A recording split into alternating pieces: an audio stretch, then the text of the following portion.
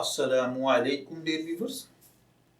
हमारा आज का टॉपिक है हुकूमत से लोन लेना या प्राइस बॉन्ड पर मिलने वाला मुनाफा।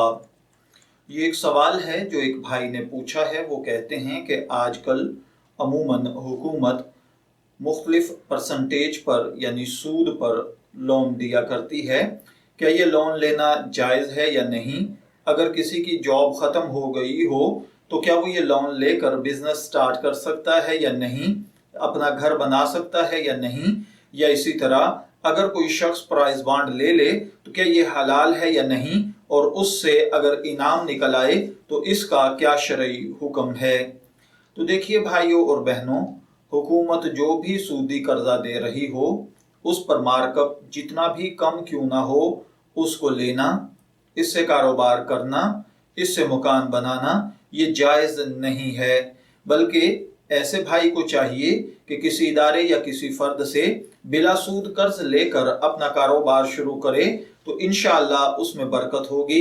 बल्कि अगर कर्ज से बचा जा सकता हो और खुद कोई थोड़ा बहुत काम शुरू कर लिया जाए तो अल्लाह उसमें बरकत देगा। दूसरा सवाल जो इन्होंने प्राइस बॉन्ड के हवाले से पूछा है, तो प्राइस बॉन्ड स्कीम में किसी चीज की खरीदो फरोख्त नहीं होती है, बल्कि इस स्कीम के तहत जो रकम दी जाती है दर हकीकत वो रकम हुकूमत पर कर्ज होती है और उस पर जो नफा दिया जाता है वो आमतौर पर सूद में शामिल होता है।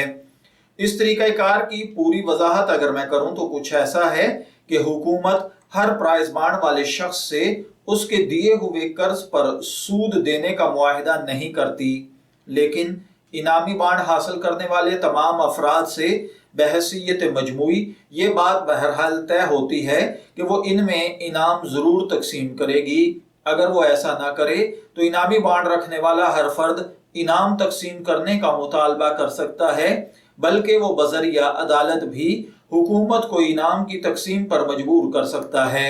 चुनाचे इन तफसीलात को अगर देखा जाए तो प्राइस बॉन्ड की हकीकत नुमायां होकर सामने आ जाती है कि प्राइस बॉन्ड की रकम हुकूमत पर कर्ज होती है जिसके लिए कोई मुद्दत मुतय्यन नहीं।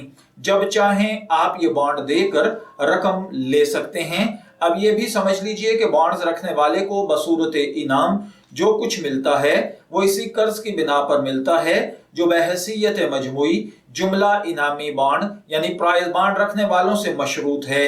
कर्ज पर हर किस्म का मशरूत नफा अहादीस मुबारका और फिक्का की रोशनी में बिलाशुबा नाजायज और सूद है।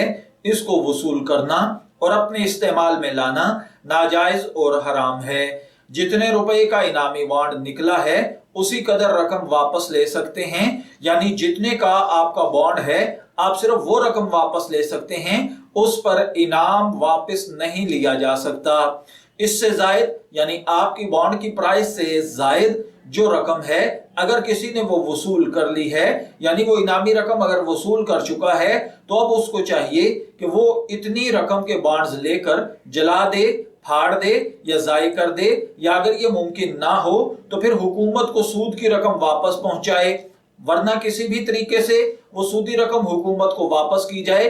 अगर ये भी नहीं हो सकता क्योंकि इस रकम का असल हुक्म यही होता है कि वो आपको दी जाएगी, तो अब इसका हल ये है कि आप अगर इसको वापस नहीं कर सकते और आपके लिए ये लौटाना मुश्किल है तो फिर बिला नीयत सवाब की नीयत के साथ जितना इनाम आपको हासिल हुआ था आप बगैर सवाब की नीयत किए किसी मुस्तहिक ज़कात को आप वो रकम दे सकते हैं।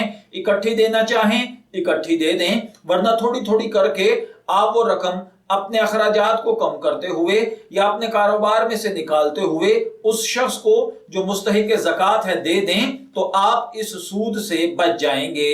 मैं दुआगो हूं कि अल्लाह ताला हमें इन बातों को समझकर इनके मुताबिक अमल करने की तौफीक अता फरमाए।